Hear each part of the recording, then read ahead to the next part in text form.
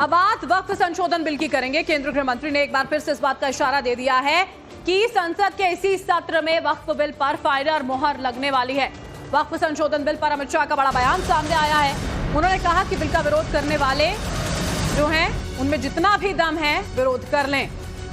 वक्फ bill संसद में पारित होकर रहेगा। बता दें कि यह पहला मौका नहीं है जब अमित शाह ने इस बात की घोषणा की हो। 25 तारीख से संसद का सत्र शुरू होने वाला है। यह कहा जा रहा है कि इसी सत्र में वक्फ बिल पारित कर दिया जाएगा।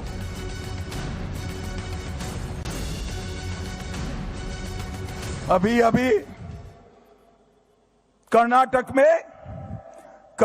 के वक्फ बोर्ड ने गांव के गांव किसानों की भूमि 100 साल 300 साल पुराने मंदिर लोगों के घर वक्फ की संपत्ति में ट्रांसफर कर दिए। कोई रोकने वाला नहीं है। मगर आप चिंता मत करो, यहां ऐसा नहीं होगा। मोदी जी वक्फ बोर्ड के कानून को उसके अंदर सुधार लेकर आए हैं। मुझे बताओ, बदलना चाहिए या नहीं बदलना चाहिए वक्फ का कानून? जोर से बोलो, बदलना चाहिए या नहीं बदलना चाहिए?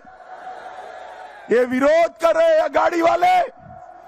पवार साहब, कान खोलकर सुन लो, जितना दम है विरोध कर लो। वक्फ का कानून संसद में पारित होने वाला है, पारित होने वाला है। और देखिए अमित शाह ने यह बयान क्यों दिया, आपको ये भी समझाते हैं। दरअसल बीते कई दिनों से एक बार फिर से कट्टर जमात जो है वो एक्टिव हो गया है। दो तस्वीरें आपको दिखाते हैं। शहर शहर जाकर वक्फ बिल के बहाने भड़काऊ बयान दिए जा रहे हैं। वक्फ के खिलाफ जो सम्मेलन हो रहे हैं इनमें मुस्लिम बुद्धिजीवियों का जमावड़ा लगता है। देश के कोने कोने से बड़े बड़े मौलाना मजलिस में पहुंच रहे हैं और वक्फ संशोधन के विरोध में अपनी अपनी तकरीरें पेश कर रहे हैं। मुसलमानों को डराया जा रहा है कि अगर ये बिल संसद से पास हो गया तो मोदी सरकार मुसलमानों से उनकी जायदाद छीन लेगी। 10 नवंबर को जयपुर, 11 को दिल्ली, मौलानाओं ने समुदाय विशेष को भड़काने का पूरा काम किया।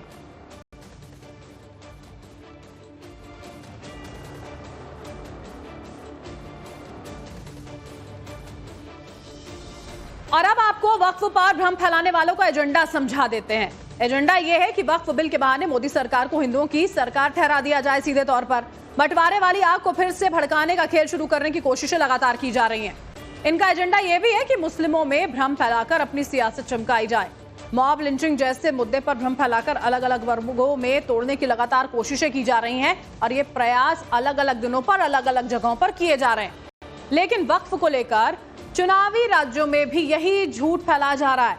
झारखंड में आप देखिए जरा, गोड्डा से बीजेपी सांसद निशिकांत दुबे ने एक लेटर सोशल मीडिया पर शेयर किया और पूछा कि क्या ये देश मुसलमानों के कानून से चलेगा, और उन्होंने दावा किया कि यह फतवा भारत की एकता और अखंडता पर प्रहार है।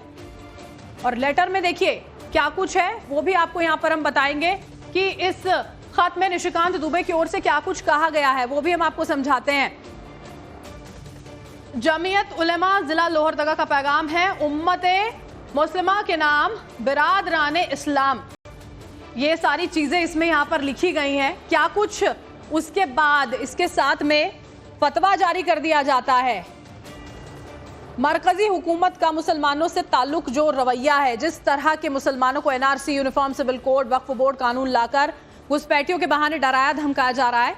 इस सिलसिले में जमीयत उलेमा झारखंड से मशवरा के बाद जमीयत उलेमा जिला लोहरदगा से अपील करती है कि उस वक्त का तगासा है मुसलमान मुत्ताहिद होकर इंडी गठबंधन को अपना वोट दें और उसके बाद जीत दिलाएं। बाकायदा ये पैगाम जो है वो जारी यहां पर कर दिया जाता है। डराया धमकाया जा रहा है। ये कहा जा रहा है कि अगर ये पारित हो जाता है बिल तो उसके बाद सारी जमीनें, आपकी मस्जिदें, सब कुछ छीन ली जाएंगी।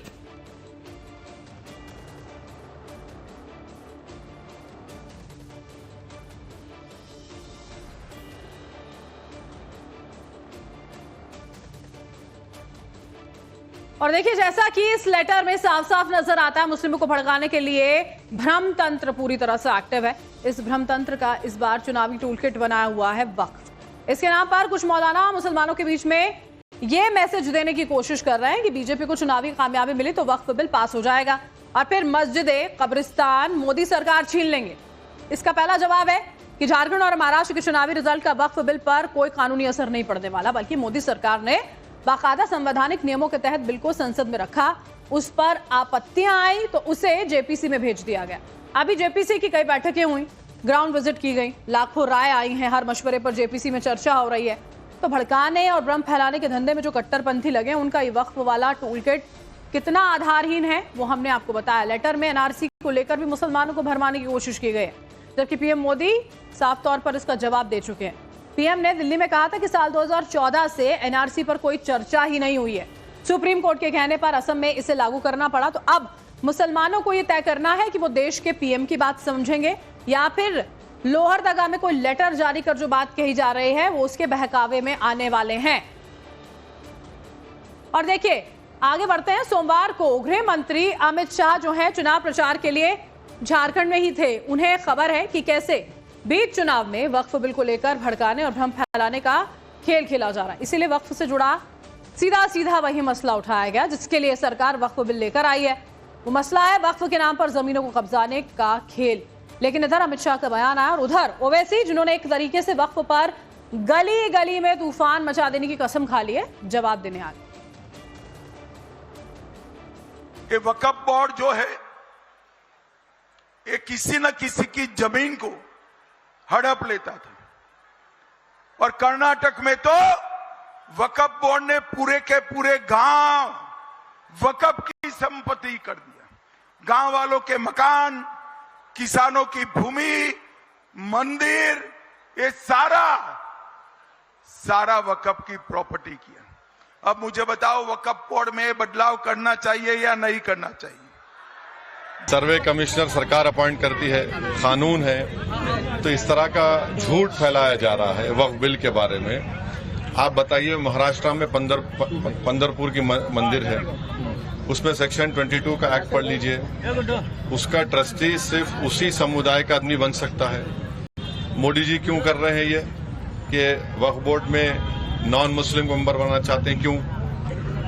ये उसमें बहुत सी ये जो वक्फ बिल लाया गया है वक्फ को बचाने के लिए नहीं लाया गया है, वो बड़े बड़े पूंजीपतियों को फायदा पहुंचाने के लिए लाया जा रहा है। रविकांत राय इस वक्त लाइव हमारे साथ जुड़ चुके हैं। रविकांत, असदुद्दीन ओवैसी हो, तमाम मौलाना हो, लगातार वर्ग विशेष को भड़काने के प्रयास की आपकी जमीनें छीन ली जाएंगी रोजाना कर रहे हैं। लेकिन अमित शाह की ओर से स्पष्ट कर दिया गया कि पारित होगा यह बिल और इसी सत्र में होगा। देखिए बरखा, विपक्ष उसी फॉर्मूले को महाराष्ट्र और झारखंड के विधानसभा चुनाव में अपना रहा है जो फॉर्मूला उसने लोकसभा चुनाव के दौरान अपनाया था। लोकसभा के दौरान विपक्ष जो है जनता को ये बताने में कामयाब रहा कि अगर बीजेपी की 400 सीटें आती हैं तो वो संविधान को बदल देगी, और लोग जो है भ्रम में आ गए। भारतीय जनता पार्टी को इसका नुकसान उठाना पड़ा। अब महाराष्ट्र और झारखंड के विधानसभा चुनाव में विपक्ष ये कह रहा है कि अगर वक्फ अमेंडमेंट एक्ट पार्लियामेंट से पास हो जाता है, जो मौजूदा सरकार है वो मुस्लिमों की जमीन, उनके मस्जिद, उनके ईदगाह और उनके मदरसों को छीन लेगी। ये सरासर बेतुकी बातें हैं। तथ्य ये है कि जितने भी स्टेक होल्डर्स हैं उनकी 28 बैठकें जेपीसी अब तक ले चुकी है, अलग अलग राज्यों में वो विजिट कर चुकी है। और अगर वक्फ किसी की संपत्ति पर क्लेम करता है कि ये संपत्ति हमारी है, ऐसे में उस व्यक्ति को ये साबित करना होता है कि ये संपत्ति उसकी कैसी नहीं है। इसी को यहाँ पर जो खामियां हैं उनको दूर करने के लिए ये अमेंडमेंट एक्ट जो है ऑलरेडी इंट्रोड्यूस किया गया है। अब केंद्रीय गृह मंत्री ने ये बिल्कुल साफ कर दिया है कि मनमाने तरीके से वक्फ जो है किसी की संपत्ति को हड़प नहीं सकता है। इसीलिए जो सत्र 25 नवंबर से प्रारंभ हो रहा है उसमें इस बिल को लाया जाएगा और संसद के दोनों सदनों से पास कराने का पूरा प्रयास है। सवाल ये उठता है कि अगर मुस्लिम वोट बैंक के लिए जो ऑपोजिशन है वो भारतीय जनता पार्टी को आरोप लगा रही है तो इसका ध्रुवीकरण का रिवर्स पोलराइजेशन भी हो सकता है। अगर मुस्लिम एकजुट होते हैं ऑपोजिशन की साइड में तो हिंदुओं को भी एकजुट करने का प्रयास इस बार विधानसभा चुनाव में किया जा रहा है।